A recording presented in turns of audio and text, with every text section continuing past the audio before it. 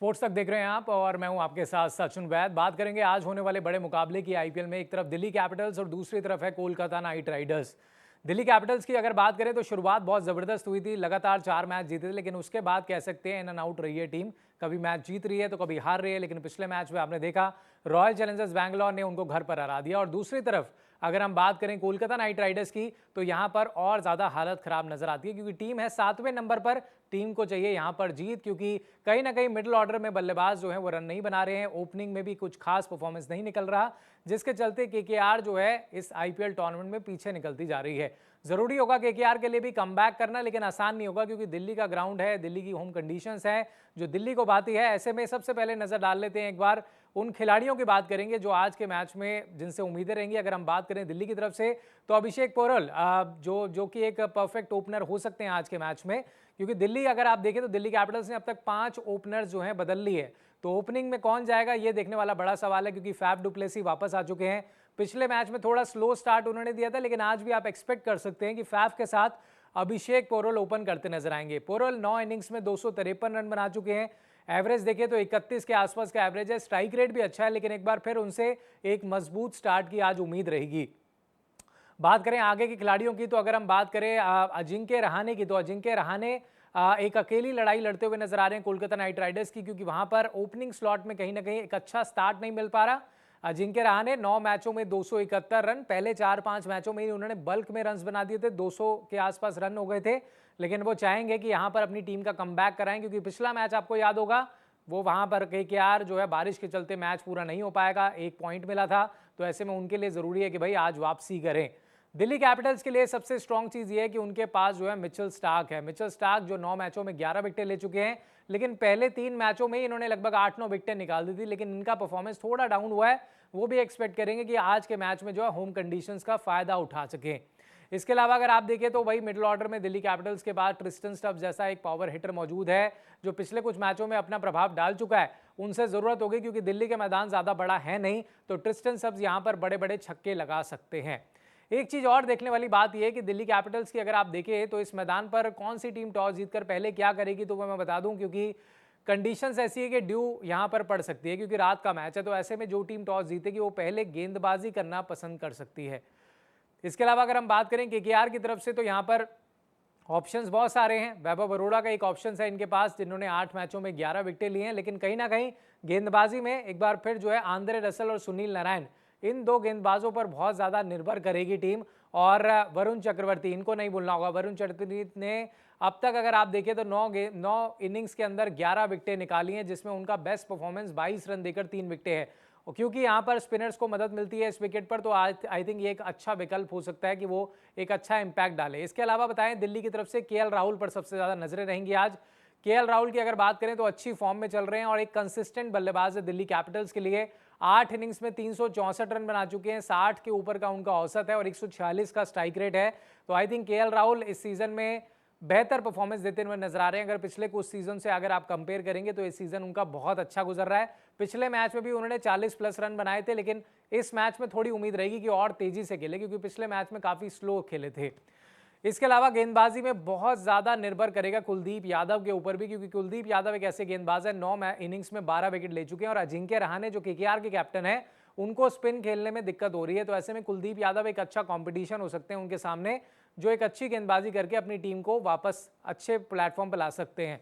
इसके अलावा कप्तान अगर अक्षर पटेल की बात करें तो उनका ये सीजन कैसे गुजर रहा है। 9 इनिंग्स में 189 रन बना चुके हैं और औसत जो है 27 का, लेकिन इनका जो है 2 गुना रोल बढ़ जाता है, क्योंकि गेंदबाजी भी करते हैं और बैटिंग भी करते हैं। तो ऐसे में बहुत इंपॉर्टेंट रहेगा कि अक्षर पटेल एक सही कॉम्बिनेशन के साथ उतरे प्लेइंग 11 में।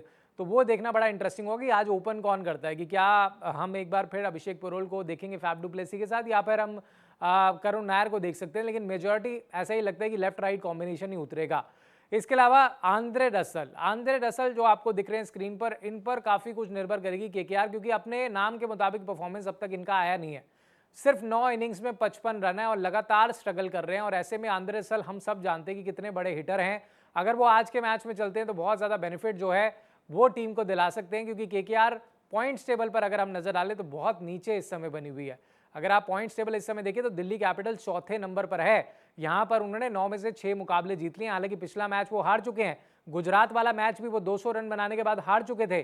तो आई थिंक दिल्ली को भी लगातार बीच में कुछ मैचों में हार मिली है, तो वो यहां चाहेंगे कि भाई अपनी, अगर हम होम कंडीशंस की बात करें तो यहां पर 3 में से 2 मुकाबले हारे हैं, तो उस रिकॉर्ड को वो बेहतर करना चाहेंगे। और दूसरी ओर कोलकाता की अगर बात करें तो पिछले कुछ मैचों में टीम लगातार स्ट्रगल कर रही है। पिछला मैच तो पंजाब के खिलाफ जो था वो हमने देखा जिस तरीके से बारिश आ गई, लेकिन एक मैच उन्होंने और खेला था जहां पर पंजाब ने 111 किए थे, वो मैच वो जीत सकते थे, लेकिन वहां पर भी वो टीम उनका स्ट्रगल कर गई और वो मैच हार गए, जिसकी वजह से प्लेऑफ के लिए कोलकाता के लिए आसान नहीं है। यहां पर 5 मैच अभी कोलकाता को और खेलने हैं प्लेऑफ से पहले, और जरूरी होगा कि इस मैच में वो जीत करके मोमेंटम अपनी तरफ लेकर के आए, क्योंकि अगर यहां पर एक और हार मिलती है तो फिर केकेआर एक बार फिर राजस्थान और हैदराबाद जैसी कंडीशन में आ जाएगा जहां पर उसको स्ट्रगल करना पड़ सकता है।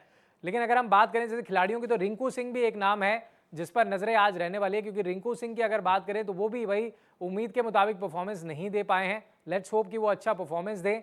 और वेंकटेश अय्यर पर भी बहुत ज़्यादा नजरें रहेंगी।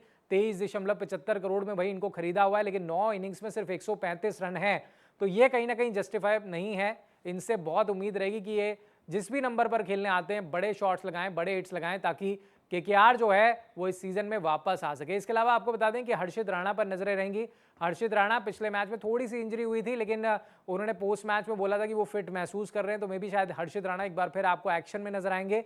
9 इनिंग्स में वो 11 विकेटें अब तक ले चुके हैं। उनका बेस्ट परफॉर्मेंस जो है 25 रन देकर के 3 विकेट है, तो ये बड़ा दिलचस्प होगा कि वो किस तरीके से यहाँ पर वापसी करते हैं। इसके अलावा अगर आप देखें तो केकेआर की जो प्रॉब्लम है वो उनकी ओपनिंग रही है। ओपनर्स में जो है वो परफॉर्म नहीं कर पाए हैं उतने बेहतर तरीके से, तो यहाँ पर देखना होगा कि भाई क्या कुछ एक बड़ा बदलाव हो सकता है, क्या कोई नया खिलाड़ी वो उतार सकते हैं। आज ये बड़ा इंटरेस्टिंग रहेगा यहाँ पे, क्योंकि ओपनिंग और मिडिल ऑर्डर में वो कैपिटलाइज नहीं कर पा रही है टीम, जिसके कारण से टीम लगातार स्ट्रगल कर रही है। जैसे कि मैं बात कर रहा हूँ अरुण जेटली स्टेडियम की, अगर विकेट की बात करें तो यहाँ पर थोड़ा ड्राई सरफेस है, स्पिनर्स को मदद मिल सकती है, लेकिन यहाँ पर रन्स बनते हैं, यहाँ पर बल्लेबाजों को मदद मिलती है, तो 190 से 200 रन यहाँ पर बन सकते हैं। तो ऐसे में बड़ा इंटरेस्टिंग होगा। टॉस बहुत ज़्यादा निर्भर करेगा, क्योंकि जैसे मैं कह रहा हूँ ड्यू रहेगी, तो मे बी मेजॉरिटी है कि टॉस जीतकर पहले गेंदबाजी करना पसंद करेंगी। हेड टू हेड की अगर बात करें तो आप देख सकते हैं भाई 34 मुकाबले अब तक दोनों टीमों ने खेली है। हालांकि केकेआर का पलड़ा भारी नजर आता है, 18 मैच जीते हैं उन्होंने और दिल्ली ने 15 जीते हैं। लेकिन इस सीजन की बात करें तो दिल्ली थोड़ा आगे नजर आती है केकेआर से, क्योंकि जिस तरह का स्टार्ट मिला था, 4 मैच लगातार जीते, उसके बाद पिछले 3-4 मैचों में कहीं ना कहीं पिछले 5 मैचों में से 3 हार चुकी है दिल्ली, तो वो थोड़ा स्ट्रगल लग रहा है। वहीं केकेआर जरूर कोशिश करेगी इस बार इम्पैक्ट डालने की, वापसी करने की, लेकिन बहुत ज़्यादा निर्भर करेगा कि स्टार्ट कैसे होता है दोनों टीमों का, वो बहुत ज़्यादा इंपॉर्टेंट रहने वाला है। ये बड़ा इंटरेस्टिंग मैच होगा। दिल्ली के अरुण जेटली स्टेडियम जो है गवाह बनने वाला है इस मैच का, लेकिन पॉइंट्स टेबल के लिहाज से भी ये दो टीमों के लिए बहुत इंपॉर्टेंट होगा, क्योंकि दिल्ली जो टॉप 4 में बने रहने के लिए अगर ये मैच जीतती है तो उनकी प्रोबेबिलिटी और ज़्यादा बढ़ जाएगी, अपने आप को सिक्योर महसूस करेंगे। तो वहीं केकेआर के लिए ज़रूरी है कि भाई ये मैच जीत करके वो पॉइंट्स 2 हासिल करें और ऊपर जाकर के थोड़ा सा सिक्योर महसूस करें, क्योंकि अगर यहाँ हारते हैं तो फिर बहुत मुश्किल केकेआर के लिए हो जाएगा, क्योंकि वहाँ पर अभी सिर्फ 7 पॉइंट्स हैं और 16 पॉइंट्स पर आप क्वालिफाई करते हो, 14 पॉइंट्स पर आप निर्भर रहते हो बाकी टीमों पे।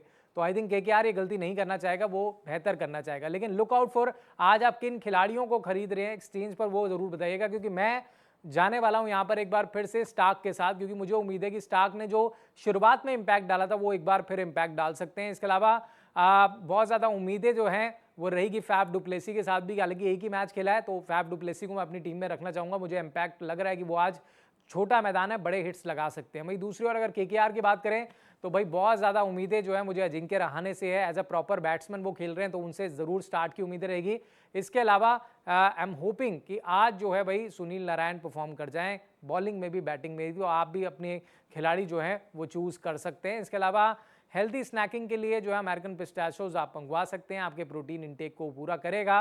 और साथ में पिज़्ज़ा हट से भी बेहतरीन पिज़्ज़ाज हैं यार, आप ऑर्डर कीजिए, आपका दिन बनेगा और मैच का एंजॉय ज़रूर कीजिएगा। तो फिलहाल ये था जो प्रीव्यू था इस मैच का। लेट्स होप आपको अच्छा लगा होगा। अगर अच्छा लगा तो कमेंट्स में ज़रूर बताइएगा और स्पोर्ट्स तक के साथ इसी तरह बने रहिए, आगे भी आपके लिए बहुत सारी अपडेट्स आने वाली हैं।